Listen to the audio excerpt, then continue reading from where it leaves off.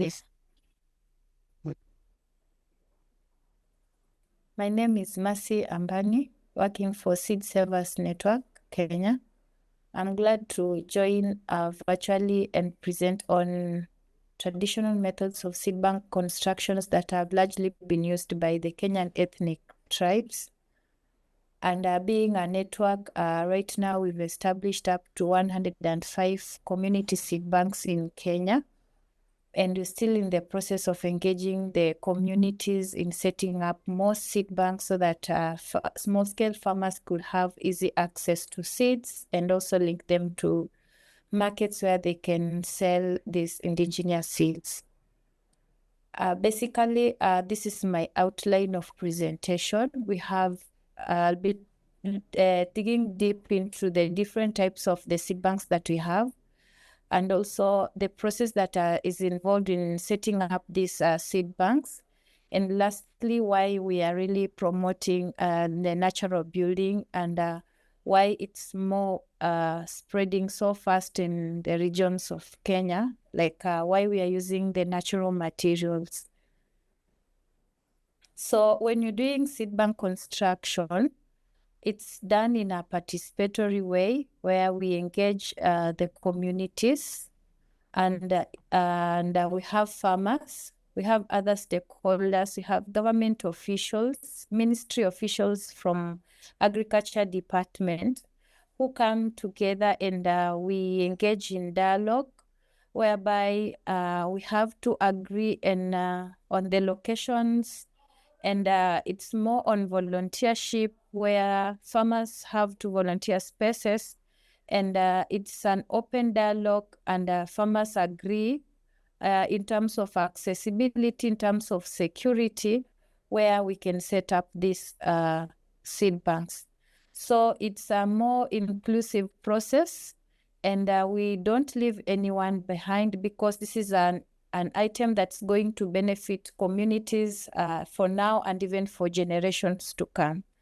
So we look deeper into using resources that are readily available and following the due process to ensure that there is also sustainability, and the seed banks that we are going to set up, we have everyone on board, and we have agreed terms where we do minutes, we draft minutes, we do contract and agreements that are signed.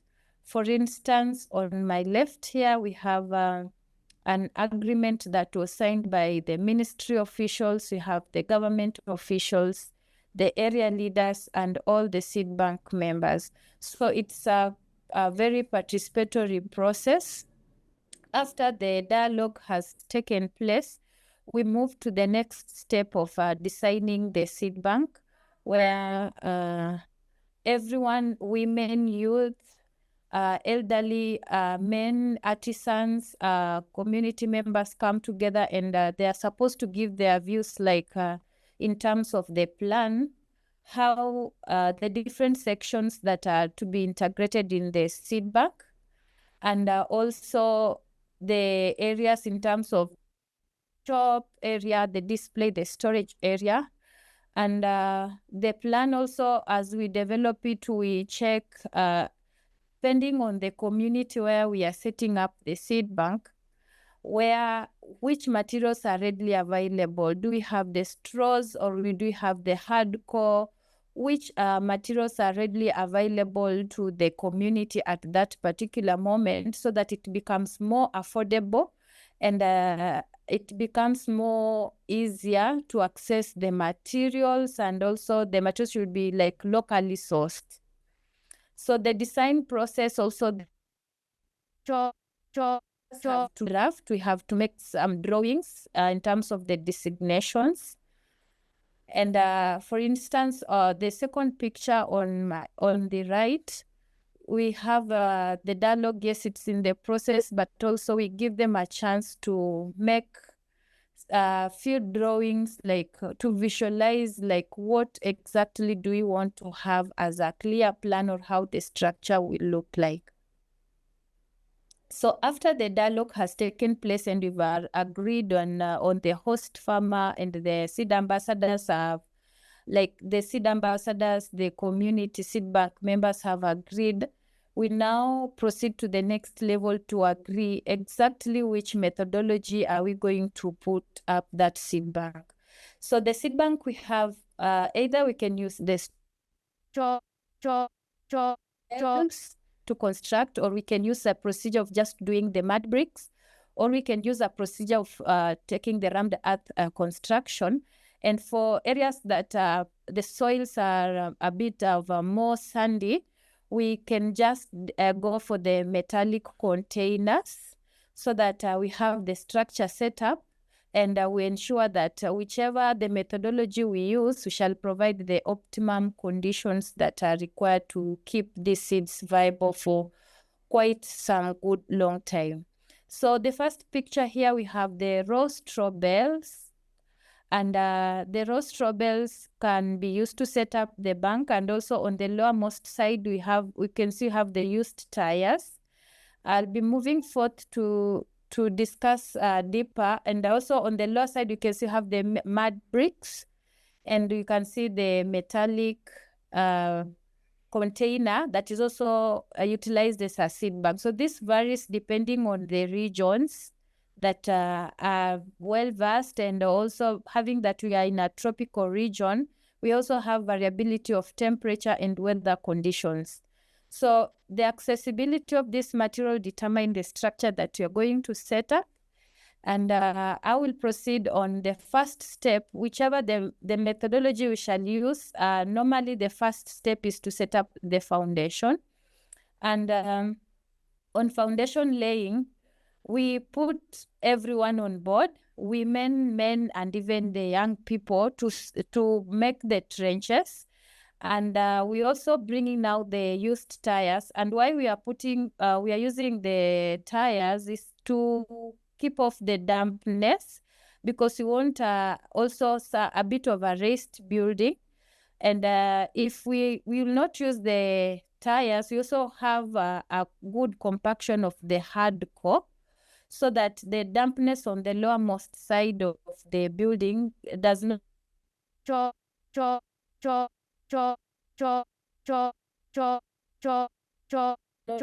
like kind of raise moisture that will affect the temperatures inside, interfere with the structure and also the seats.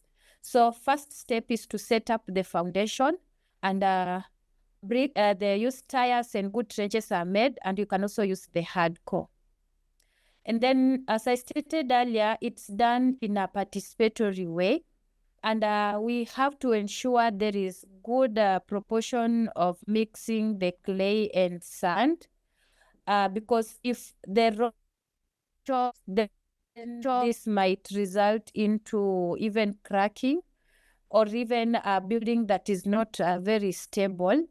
And if we have to do with the mud bricks, we have designated sizes of bricks that have to dry for some time.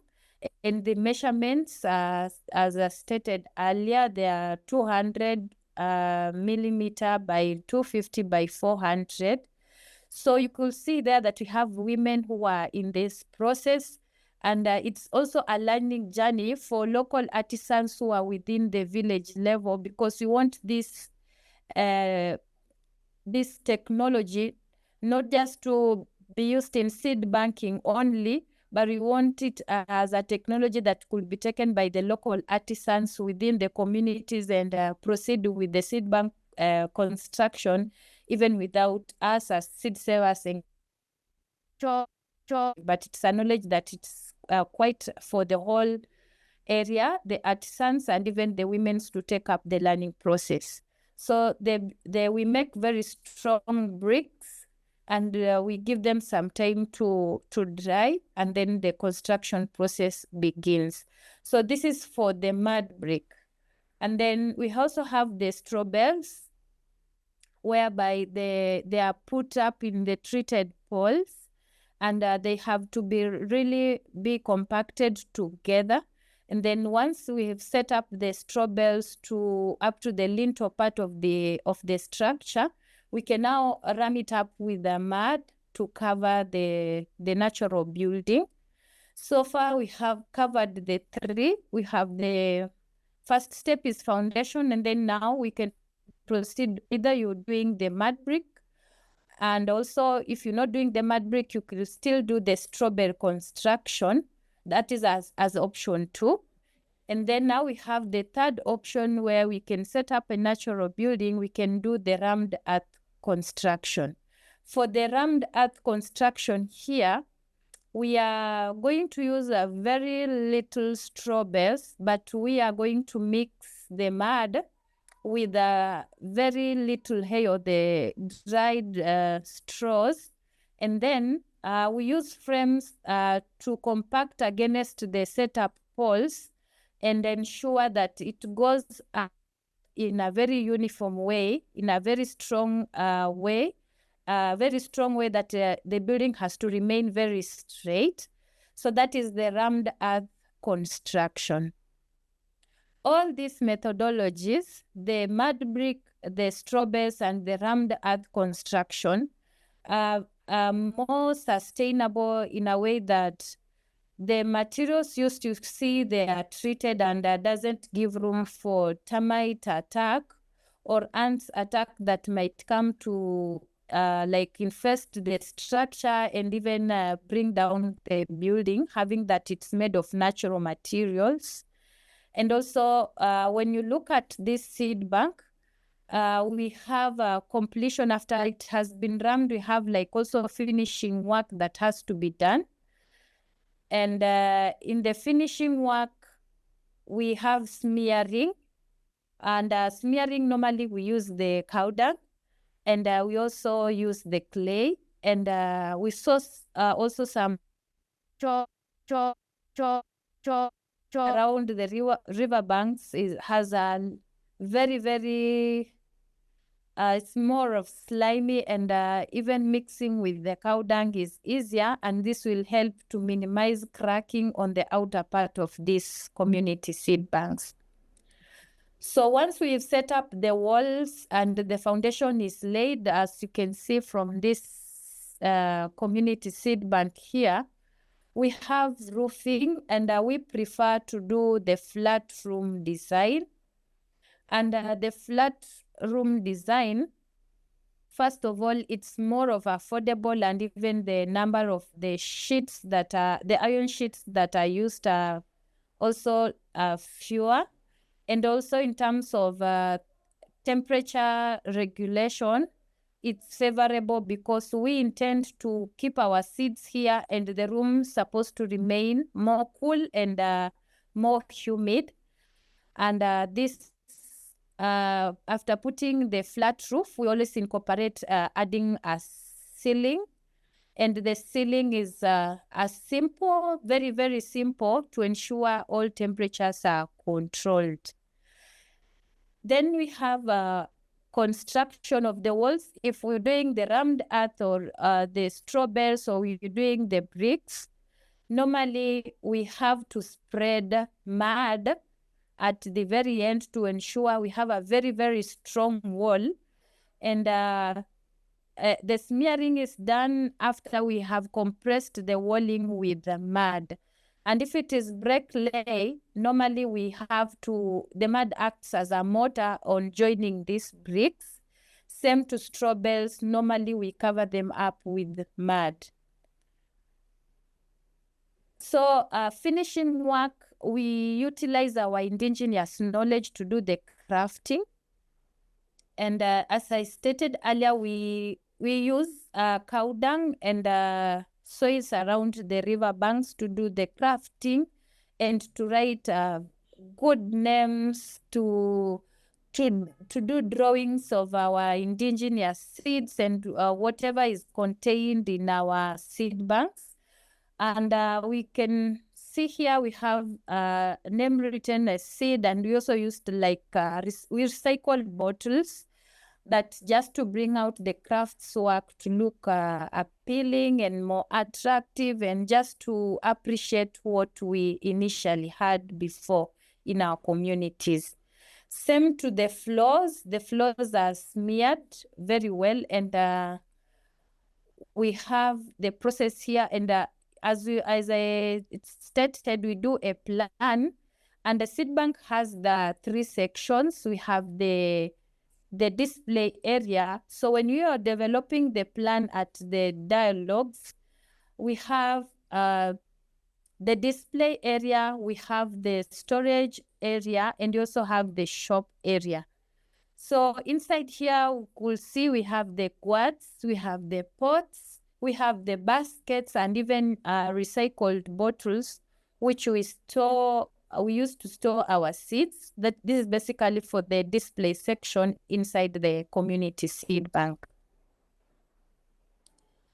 Normally, our doors and windows are made of wood, and we have to ensure we have controlled temperatures as we dry our seeds to less than 15% moisture content.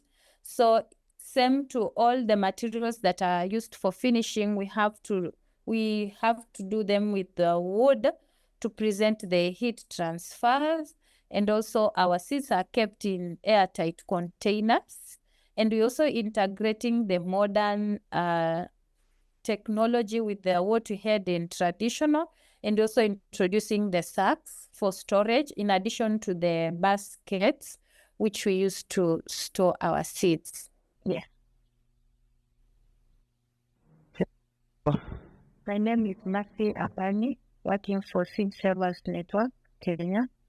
I'm glad to join virtually and present on traditional methods of seed bank constructions that have largely been used by the Kenyan ethnic tribes, and being a network. So let us appreciate Ambani for the great work that they are doing. Yeah, so I would like to invite the second presenter, who is Raoudath Bouraima from Benin. So welcome.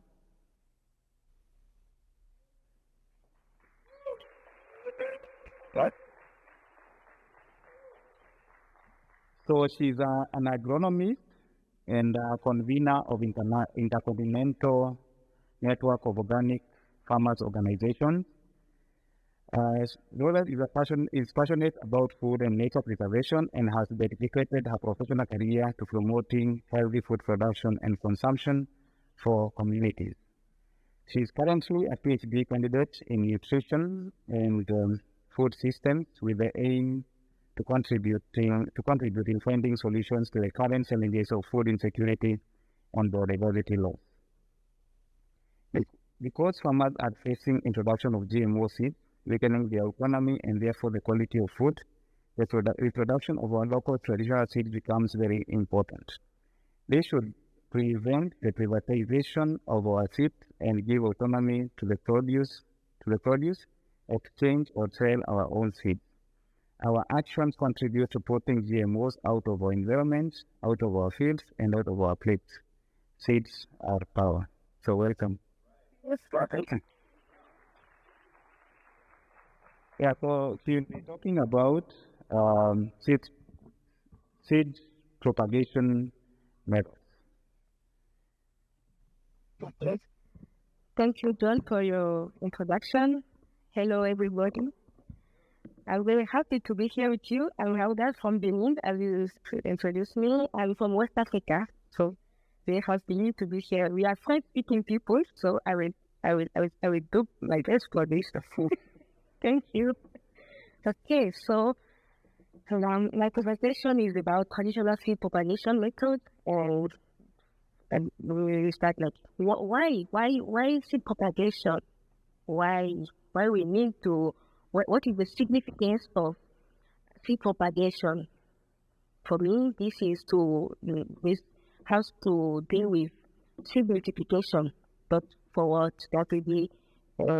Because it is in order to get more varieties, in order to get more diversity, to promote the biodiversity, and to get more resilient seeds, and to prevent our seeds to disappear because we are facing this this challenge that actually like we are neglected seeds that are disappearing, and we are losing many varieties, many diversity.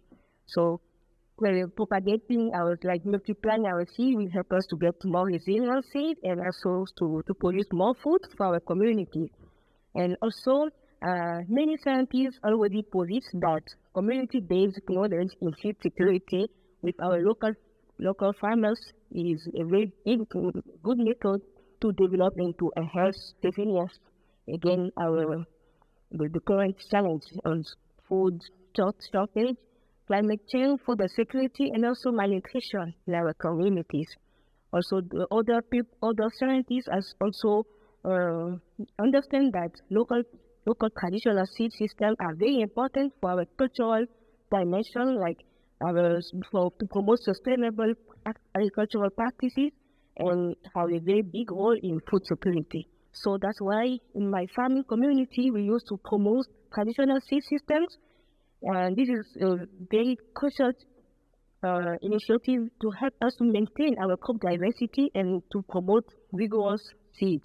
And we go through many processes, going from the seed selection, like traditional seeds, peasant seeds, selection, the storage, the exchange with our local communities, and in order to get more good seeds, to promote seed sovereignty, and also to promote food security.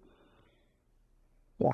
So we celebrate in my community. We used to celebrate sustainable and healthy and diverse food systems by promoting doing some seed fair, seed campaigns, which brought together a big range of farmers, government officials, academic as well, and in order to show them the role of our traditional seeds, and to show that the need to fight the introduction of GMOs in Africa.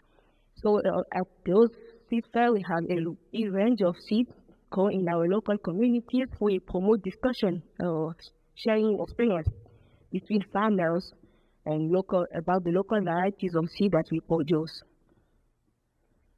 And we also have, I'm going to present you all of our innovative but still traditional technique that we use for seed multiplication. Because seeds are the most important thing in agriculture. We even have a project named Seed of Hope, and this Seed of Hope project in my community is we develop this project we implement this project in order to increase awareness among farmers and seed wholesalers about the benefits of organic agriculture, like local farming. And that was mainly to help us overcoming those challenges about poor productivity of our land, poor termination of those imported seeds from companies that our government are promoting, and the harvest the poor harvest that our farmers are facing,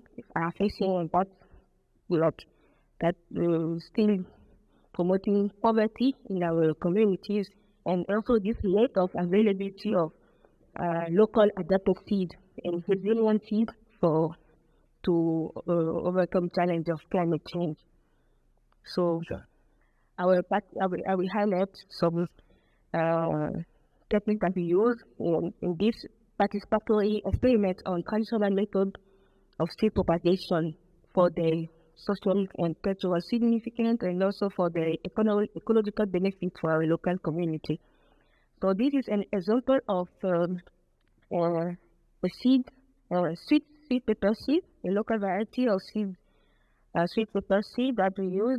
Those pictures are some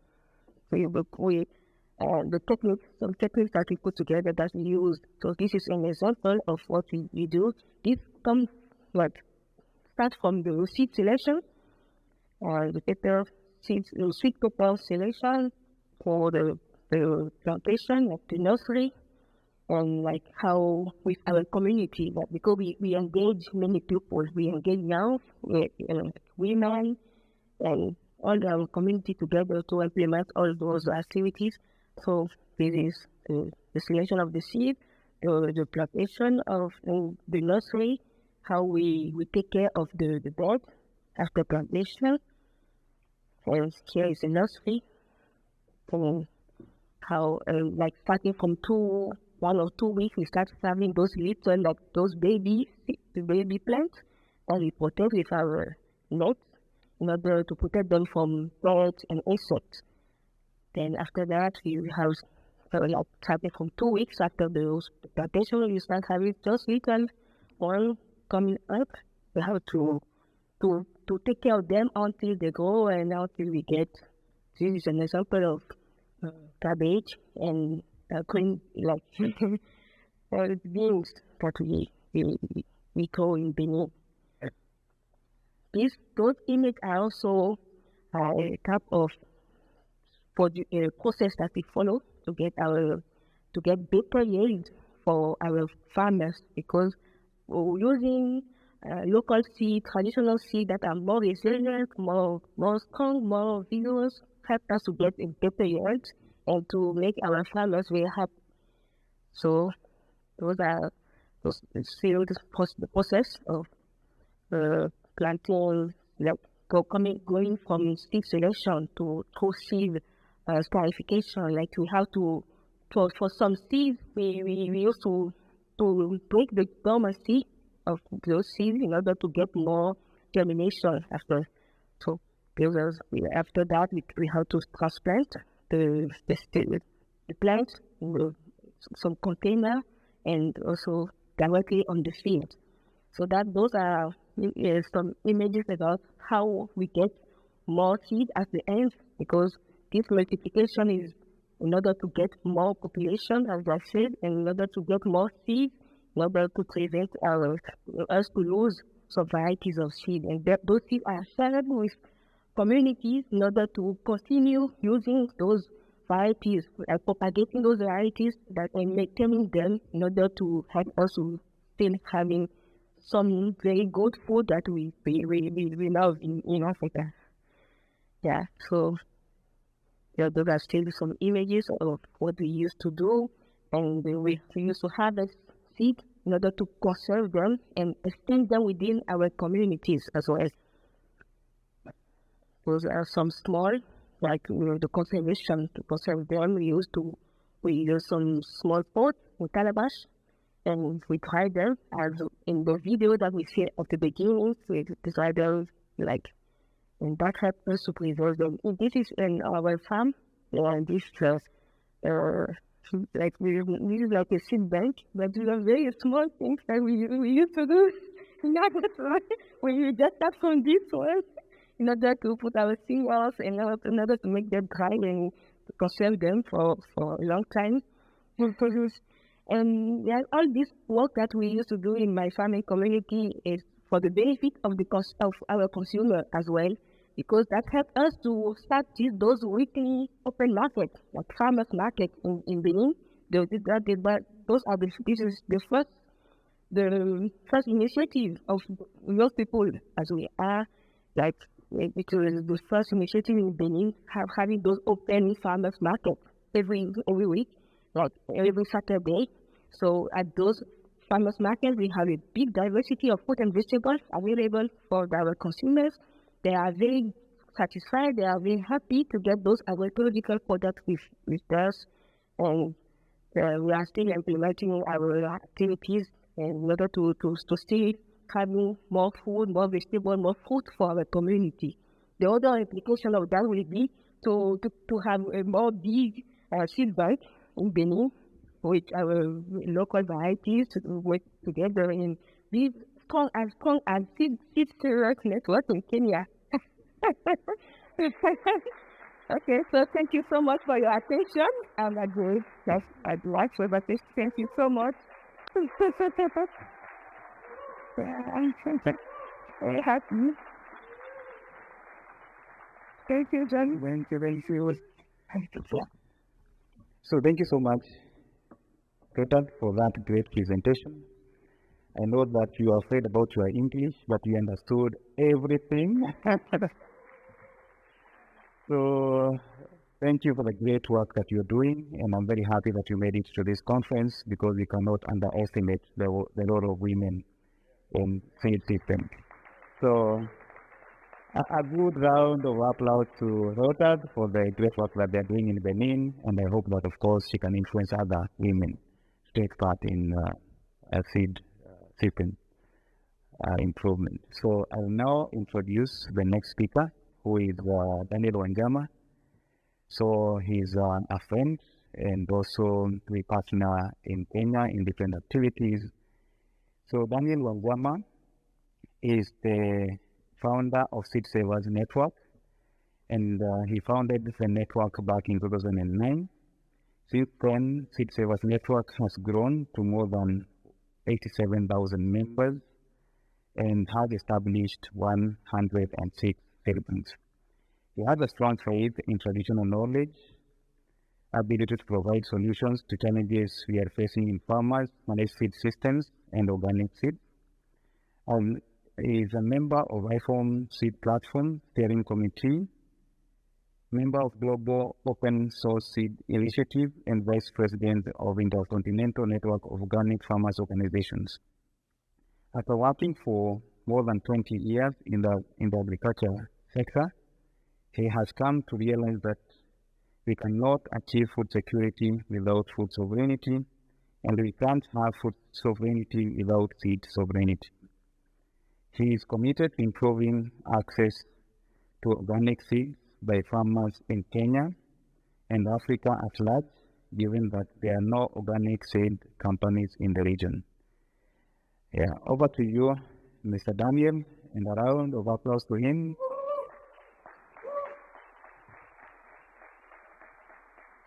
Fantastic. What?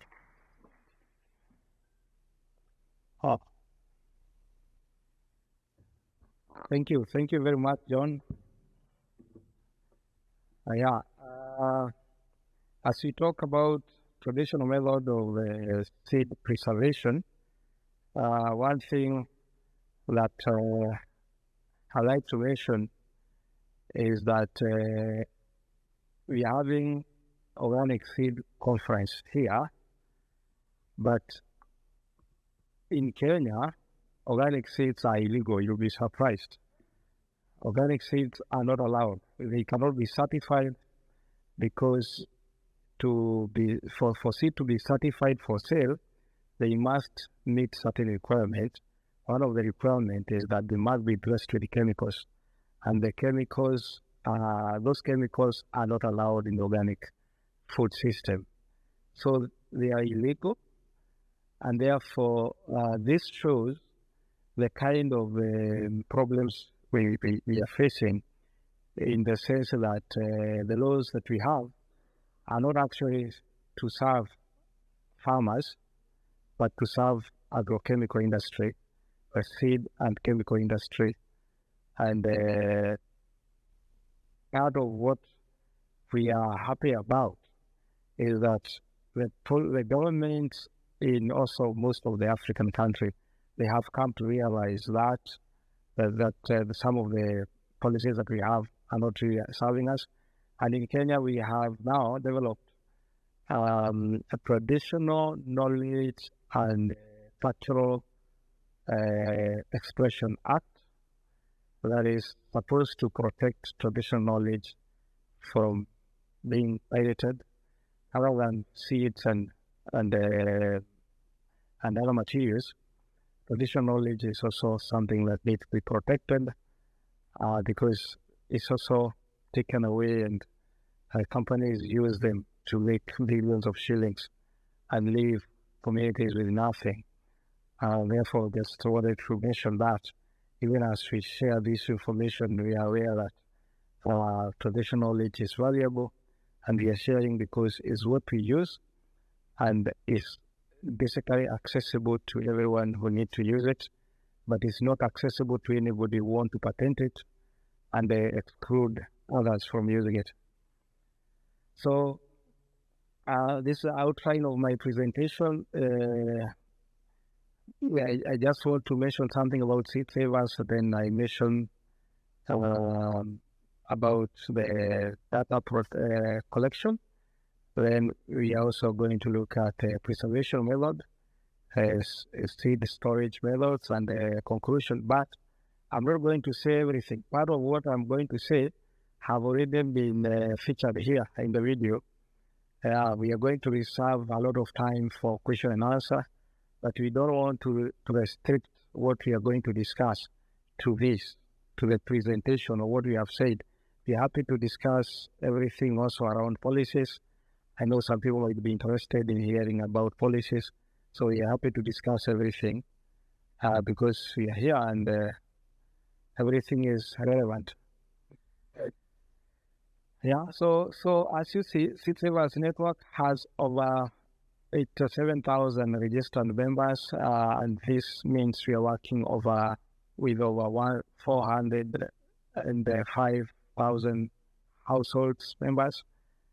And we also have this now more than 106 community seed banks. We have seen the construction methods, very simple, a lot of it done by women, and the registration was back in 2009. That means we are now 15 years old, but we are not just the way it is coming out now.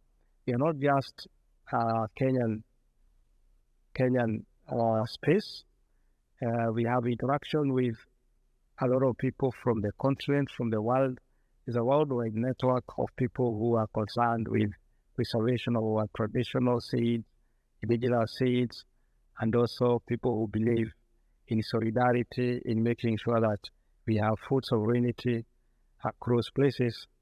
So it is not just a network of farmers, but also organizations and research organizations who believe in this idea.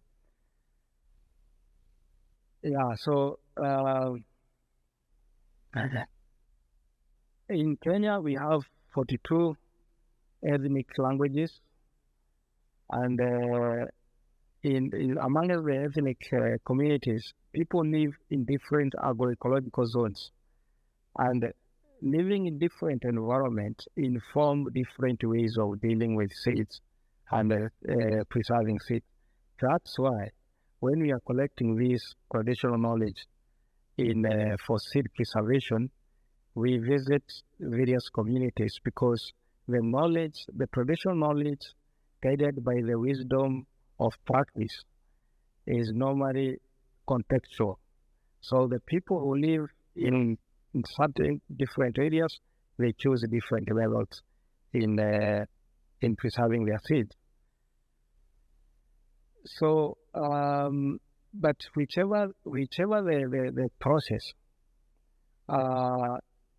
we know the seeds require three important considerations to preserve for a long time. One of them is that they must be dry, like away from moisture, and we also understand that they must stay away from the heat, and we also understand that they must stay away from light. So whichever the methods that meet these three criteria, it will always keep seeds for a long time. So part of what communities use, like based on where they are. For instance, red bricks. These red bricks is after heating the soil. When they are ground into fine product and mixed with the sand, you can see, and you saw that lady mentioned in the video, that she's able to keep her seed for 5 years by just mixing them well with sand, with this red soil. And this is one of the methods that a lot of Kenyan farmers are using. I know some people, especially from conventional knowledge point of view, they recommend another product called Acteric. But when we tested this method against Acteric, seeds, when you preserve them with Acteric, they will be eaten by weevils after 6 months. But for this, they will stay for long, even 2 years, they'll still be good. And if you keep on testing, you see they are germinating. And this is readily available. For those chemicals you have to buy. And if you treat it with the chemicals and eat again, because seeds are also food, then you're in trouble for eating chemicals. So the other thing that we have seen also in the video briefly is use of Tiffonia, Divosporia. These are some shrubs available not everywhere in the country, but mostly on highlands. It's very rich in nitrogen. Also, is also used for adding nitrogen to the soil. But other than adding nitrogen, farmers have also discovered that, because it's normally very bitter, they have also discovered that this could preserve seeds, because if the seeds are dipped in this and then they are dried, they become very bitter. They cannot be eaten by insects. And this is also innovation by the farmers who live in the areas where these Tiffonia grow naturally. They don't even need to plant it. But over time, struggling with what can we use, they have discovered that this works well. The other method is also, which is very much similar to Tiffonia, is use of pawpaw leaves. There are a lot of farmers who grow pawpaw, and also mixing pawpaw leaves with seeds, not necessarily dipping in water, but mixing together with dry seeds, drive away. Mostly the biggest challenge with seeds, especially cereals, is normally weevils. So when you are controlling weevils, sometimes just the smell of driving them away make them not to come to the seeds.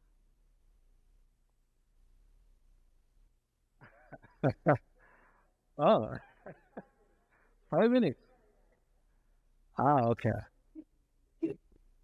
Luckily enough, I have a lot of pictures, so even if I say nothing, people can still understand. Yeah, but we also use the artemisious earth. Some areas we have the artemisious earth is also used for distilling beverages, even beer. For people who have taken beer, they might know it is also distilled using the artemisious earth. And it's not available everywhere, but it's available in some areas. But you need to mix it, a lot of it, maybe a quarter of the filling of the container must be the artemisious earth, to make sure that weevils are not able to move around. It will also have an effect of dehydrating the seed. Yeah, the other thing is using smoke. We realize that if you use the smoke, even the rats will not eat the seed. So rather than dealing with weevils, it will control the rats, and the seeds will be keeping for a long time. And lucky enough, the smoke is free, because kitchens are smoking, whether you have seeds or not. Yeah, this is also using the soot. Soot can also be collected from the kitchen and then applied on seed, and the seeds will keep for a long time, and you don't need to buy it. If you don't have the soot, you can collect from someone else's kitchen, and people will not stop you, because the soot might be a nuisance also. And also making it using the cow dung. The cow dung can be burned and then applied on the seed. And then if you store it with a mixture of cow dung and seeds, then again weevils will not come near the seed, because I think they don't like the smell of cow dung. Me too, I don't like it.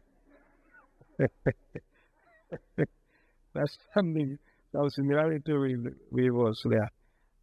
You could also use the traditional pots, and if you put the seeds inside and cover completely with also cow dung, this have an effect of controlling the no oxygen we get inside there, and no evil will get inside there. And then that means the seeds are totally preserved. There is also use of neem. Neem is common. It's also, there are some products made from neem which are sold. The farmers are not willing to buy because they have the tree. Why should they buy? So they make the neem mixture, and also even some other leaves like eucalyptus. It has very strong smell, and they're able to drive away any insects.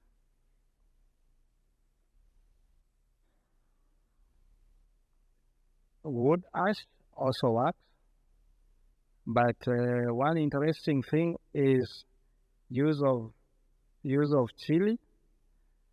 There is a company that found farmers using chili, and they went ahead to test the chili, this hot pepper, on insects, and then after that they patented the knowledge of using that, and yet they collected it from farmers themselves. So they have now prevented other companies who might be interested in using chili to use it. They cannot stop farmers because farmers are in thousands, but they have stopped other companies, and now they have it, and that is part of the challenge of protecting indigenous knowledge, because they were taught by the farmers. And just like in Benin, there is also some funny structures that are also used for preserving seeds, and it means the practices cut across from East Africa to West Africa. Everywhere is the same in terms of the pots and structures used for preserving seeds. Yeah, and the advantage of it is on the cost, in terms of you don't need to buy these technologies, and also they are readily available, and they don't destroy environment unlike chemicals, and also they don't destroy biodiversity. Even if we don't like insects, they also play their role. So we have to see how we coexist. You don't have to destroy all of them, like people who sell chemical want us to believe. And of course, we did not just pick the knowledge and present it like this.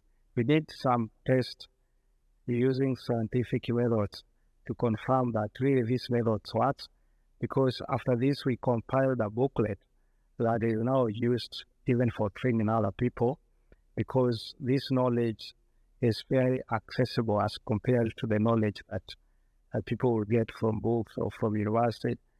And therefore, this is scientifically confirmed knowledge to say that the traditional methods really work well. Yeah. So thank you. I think the rest of the discussion, we can have it on question and answer. And of course, we are also happy to hear from you. And I'm sure we also have a lot to learn from each other. Thank you.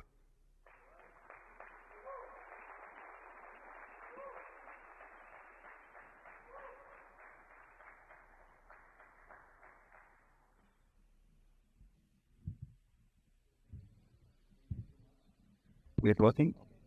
So thank you so much, Daniel, for that great presentation. So we can give him another round of applause.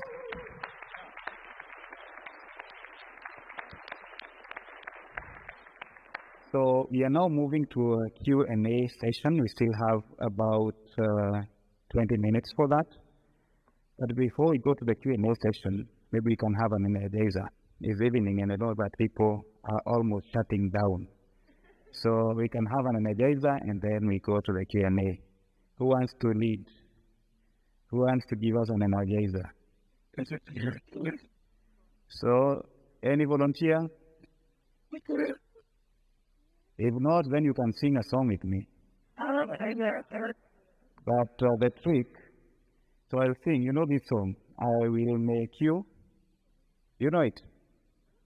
I will make you fishers of men, fishers of men, fishers of men. I will make you fishers of men if you follow me. You know that song?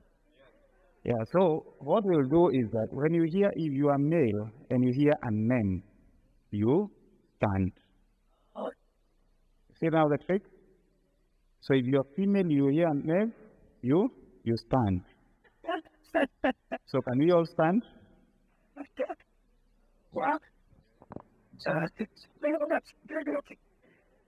So did you understand how it works?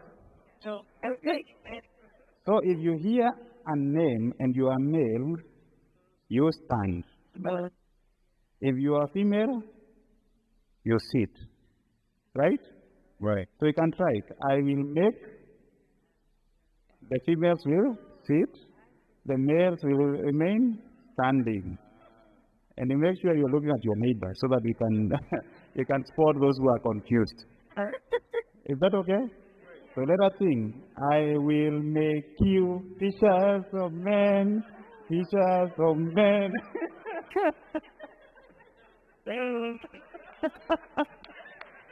Okay.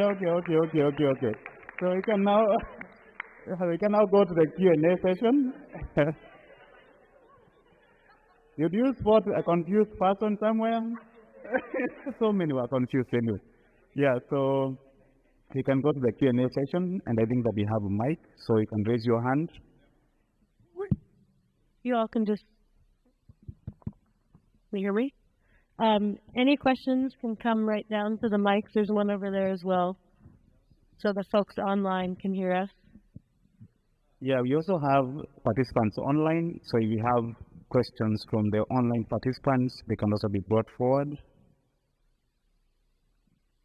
I can also bring a mic to you if that's easier.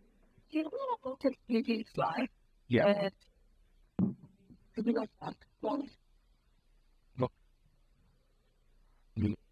Contact?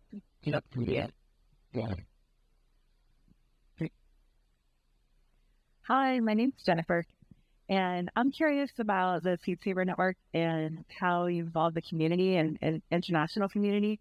Can you turn the mic towards you? Hello, can you hear me? Yeah. Thank you. So I'm curious about how the international community and how we can support you and each other. I'm recognizing that you've extended your capacity in terms of time, being able to host people and teach people and so on. You know, we're building in the United States. We don't have, I think, what you have. And I think in terms of creating regional places where we can get together, that's something that we would like to learn from. So what advice do you have in that capacity?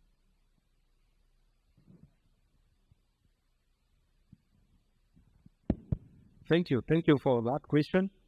Yeah, we are happy to partner, collaborate with you, because as a network, we are not just a single organization, but we are a network of many people, and we are also happy that we are also working with international partners. We have support from, for instance, Agroecology Fund, that they support our work. We have some support from Systems, also from Canada. So we have support from international partners, and as a network, we are very much open to collaboration. For instance, we are together with various organizations. We are establishing a seed school, and in this seed school we have classes, we have boot camps, that people come stay with us for 2 weeks. We have hosted people from Somalia. Somalia is a conflict country. They have already challenges there. We have hosted people from Uganda, in Tanzania. So sharing this model, but we are also generating working models and models from international community. We have learned a lot from many other people. So therefore, we are happy to work together, and we also invite you to visit us and see what you're doing. And we're also happy to visit you and see what you're doing, so that we learn from each other. So we are just a platform and network of everyone who believe in this agenda of food sovereignty, and who believe everyone should seek justice. And we're also working on advocacy. Creating awareness is very important because, as maybe I mentioned earlier, normal practices like seed sharing, seed exchange, seed selling by the farmers are criminal. And because of that, Kenyan farmers have taken government to court so that they can get justice in terms of being allowed also to sell seeds, to share and exchange. And of course, there have been many postponement of the case and the changing of the judges. But because of that, some stakeholders who are not even realizing that we have a problem in law have now started listening. And there is a lot of goodwill from the media also to share this and to share the problems. And this is something that cut across the continent. I also imagine that it's almost everywhere. In most countries, we have this national catalog. I know in the US, you don't have a national catalog, but wherever in the countries where we have national catalog, all the seeds in the national catalog are legal, and any seed that is not in the national catalog, illegal.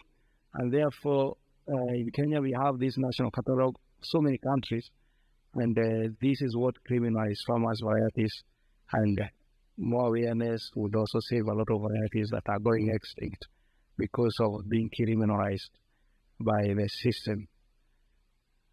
I don't know whether I answered your question. Thank you. We have a question from the online audience. You spoke about the these seed treatments can prevent damage from weevils and rats. Do you know if these treatments have any effect on seed-borne diseases?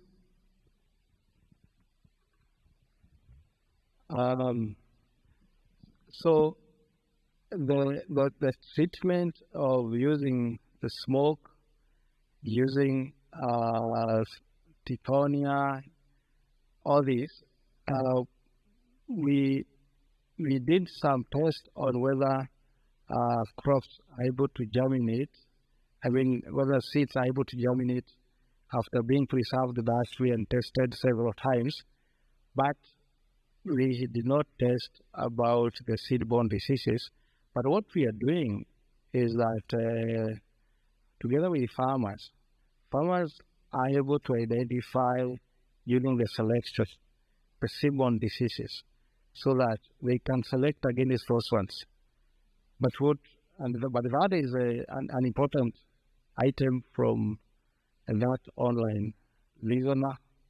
Is a mind-provoking thing, but we also need to test whether some of those treatments can have impact on seed-borne diseases, and we are happy to pick that one as item that we can do in the future.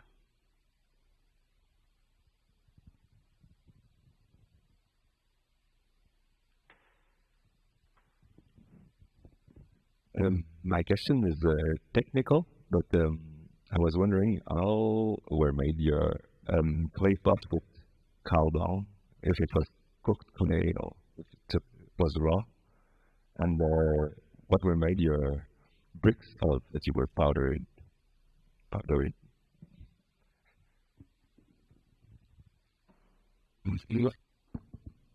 not sure I understood what you have said. Yeah, the clay or cow dung?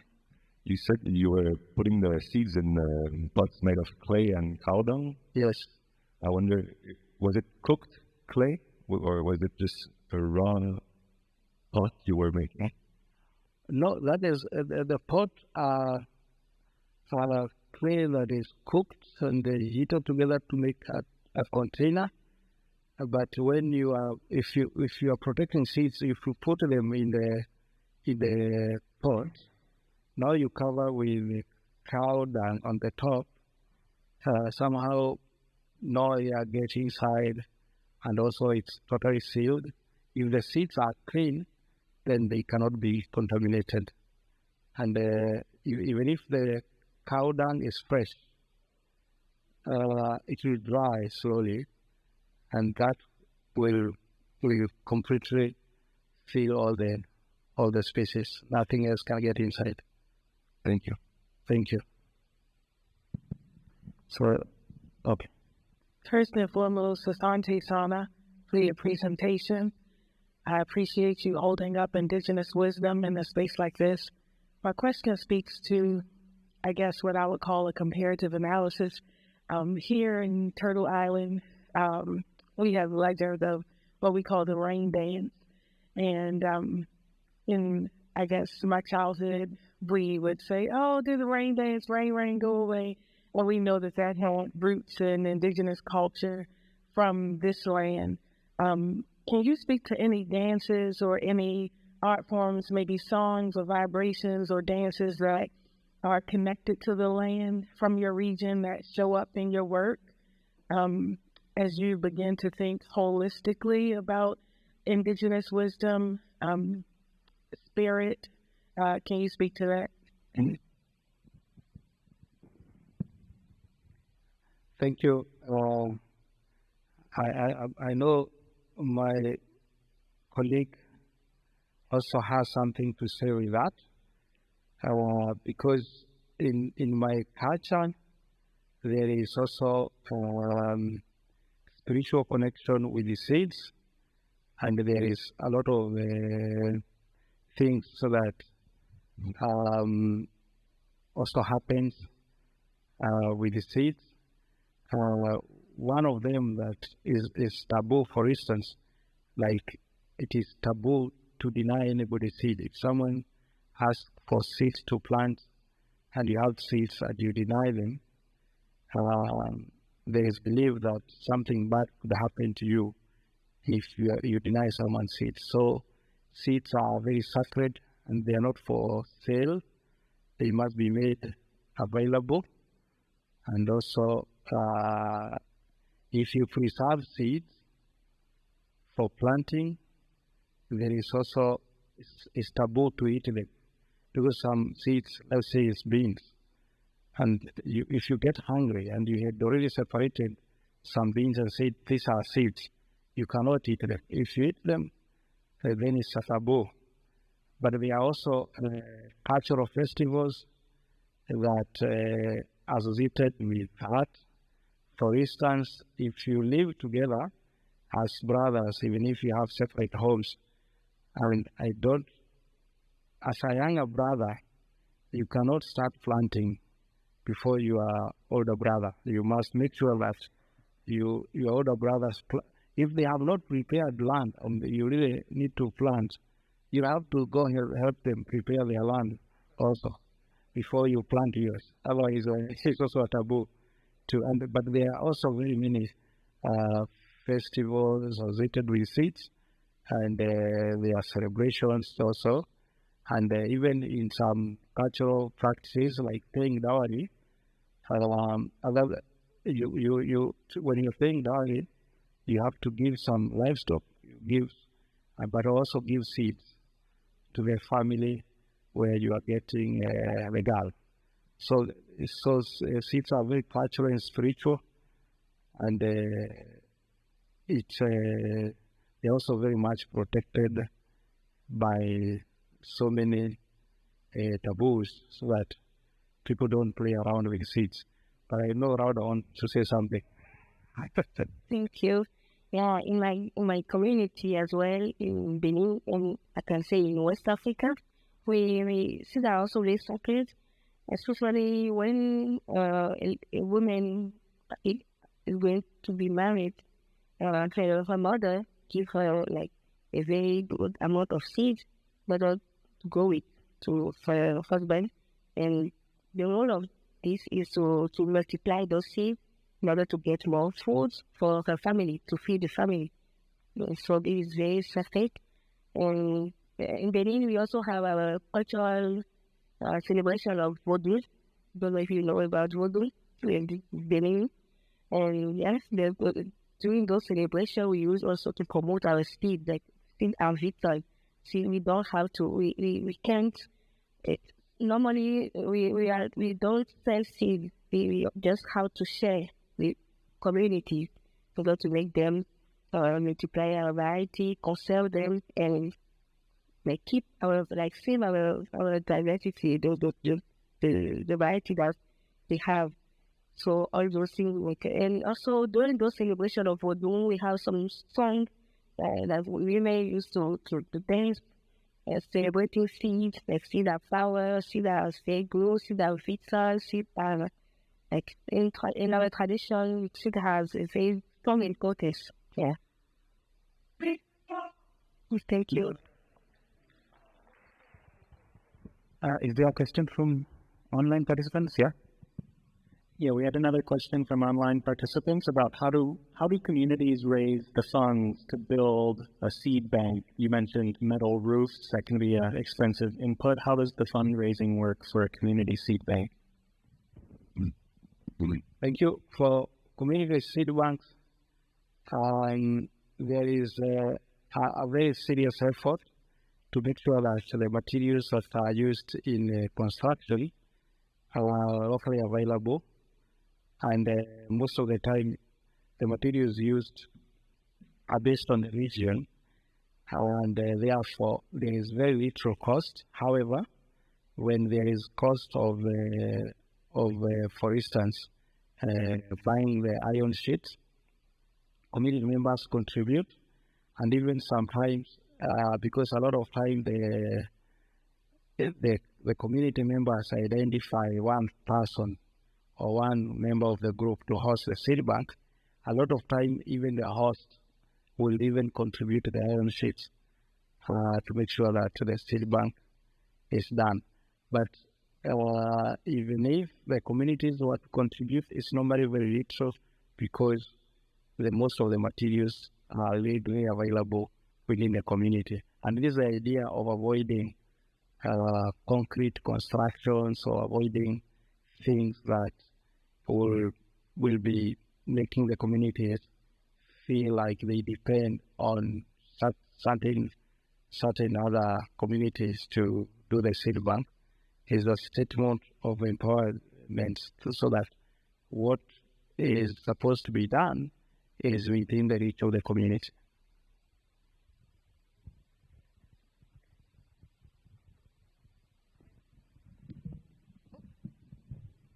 There we go.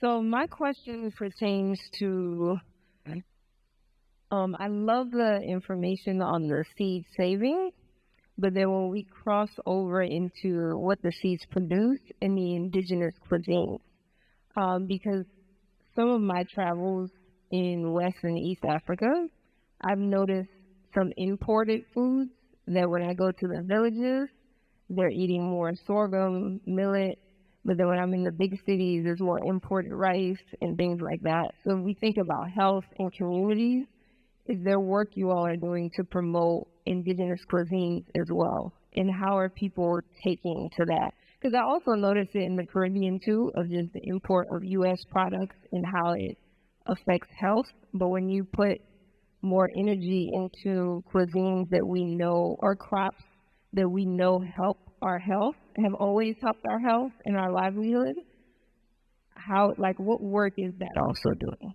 Like, we have the seeds, but then are we promoting also like the eating of certain things as well? Absolutely. Yes. So you want to go first, or? Yeah, I can go first. Yeah, in our community, we used to also promote local kitchen, local cuisine, like with recipe that our grandmother has.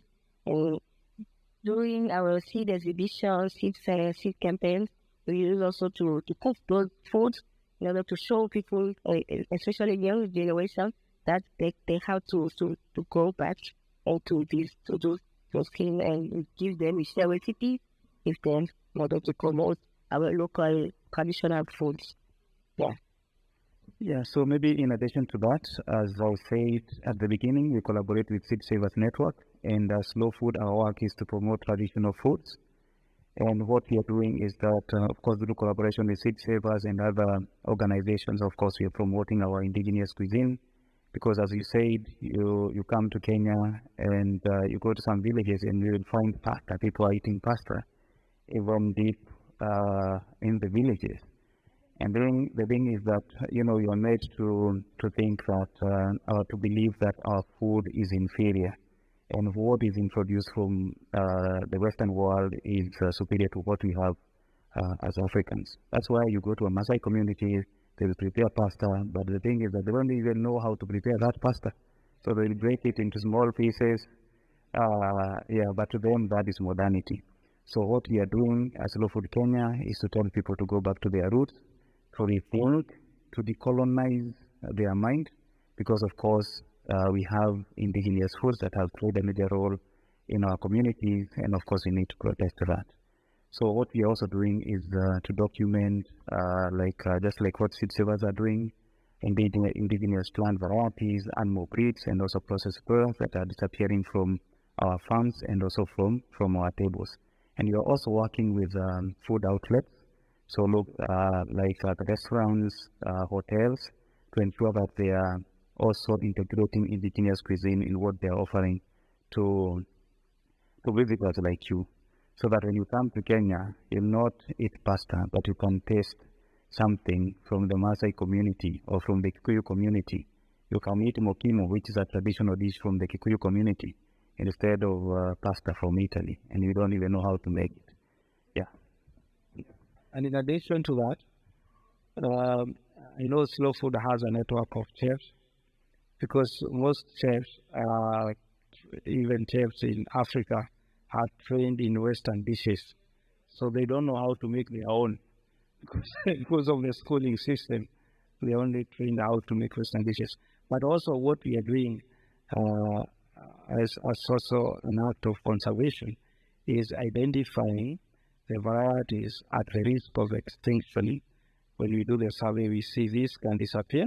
And then we are working with young people to see whether they could develop enterprises around what could go extinct. And when an enterprise is developed, for instance, we have an enterprise called the Nyakazi Organic. We are dealing with the local indigenous vegetables. Indigenous vegetables are also eaten by tribes in Kenya. We have 42 tribes. Every tribe have their own vegetable. What is known to be poison in this community, it is eaten in this other community. So how do you make enterprise around those things so that they can be more widely consumed? Well, that's what we are working with youth, especially the youths who are from university. There is no job, and they're thinking about how do I make an enterprise around this. Mostly dehydrating the vegetables and innovative way of mixing them and cooking them and selling them. After packaging, it's working well, and identifying more and more items at risk for extinction, and developing enterprises that they can be concealed more, and then they can be cultivated more, and the cultivation will result to conservation. Our food is African. Food is African? Yeah, and that's a campaign that we are running across the continent. My food is African, to make sure that we don't lose our food. Yeah. Yes, can go. Thank you for the presentation.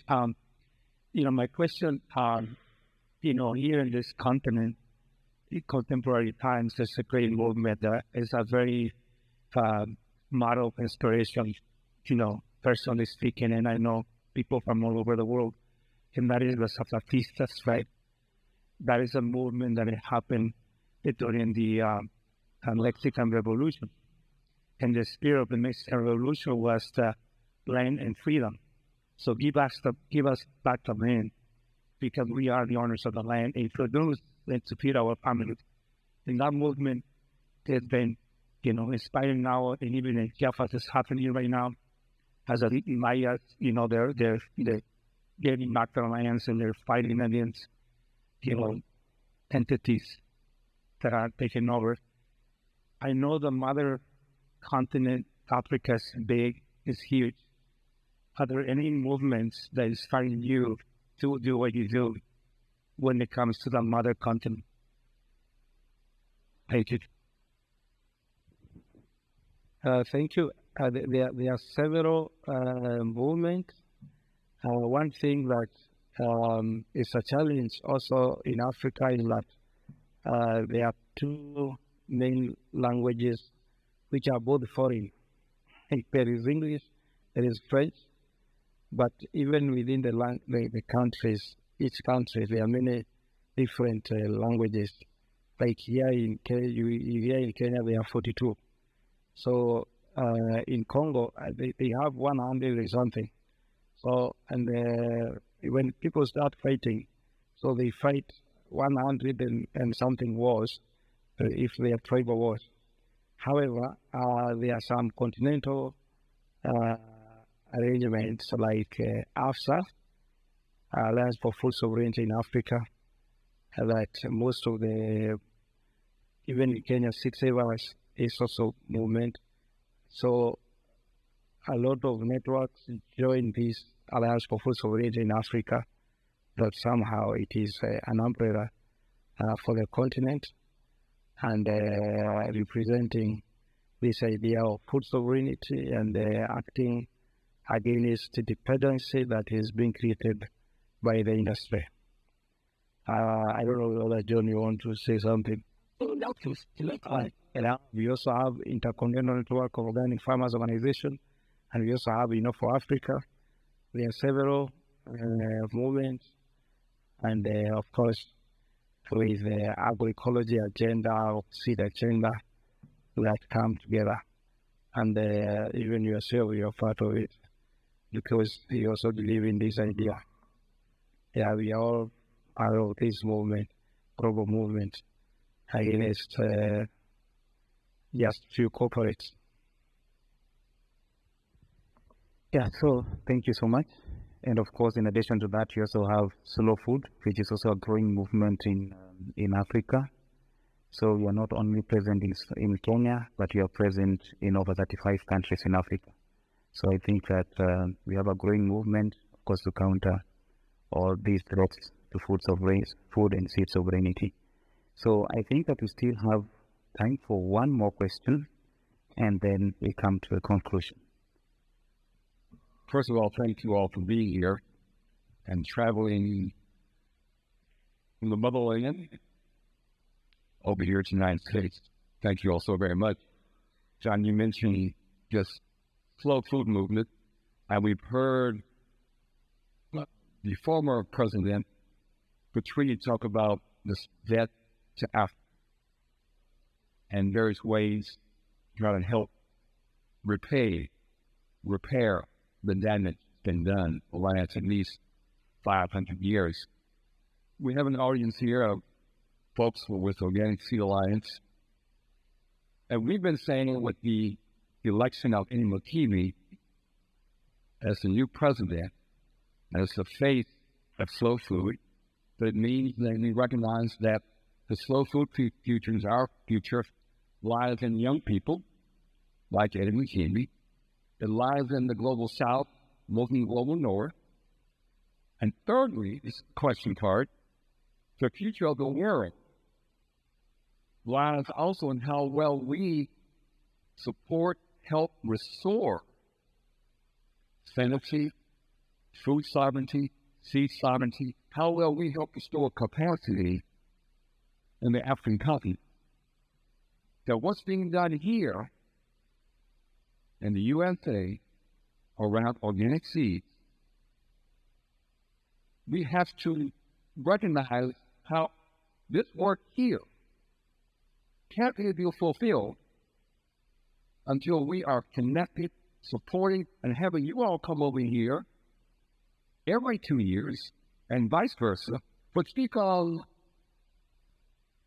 the need to lift up, as you have addressed, impose this European American languages, division of countries and wars, how important this work is for the world of how we help restore capacity within the African continent.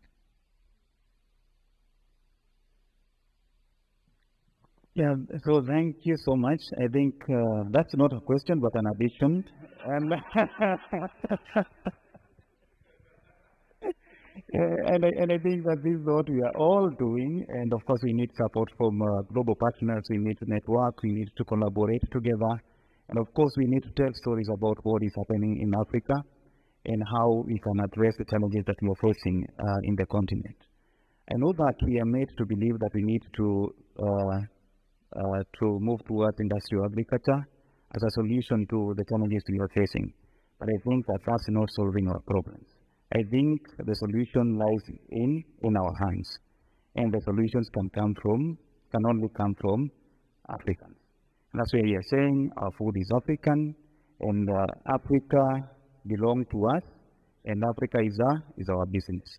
So we'll continue engaging, and probably you want to add something, you can add. To empower us. With all this, we have to empower our farmers, our local farmers, to fight for their rights, because no farmers, no food. As we sing that song, we see no food. No farmers, no food. No farmers, no food. Yeah.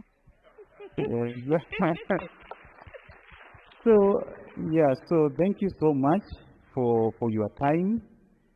And I hope that you enjoyed this conversation. And of course, we can continue this conversation. We'll be here tomorrow, the day after tomorrow.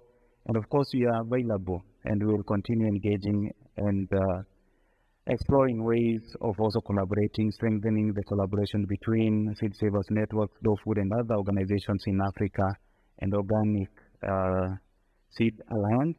And we would like to continue participating in these forums.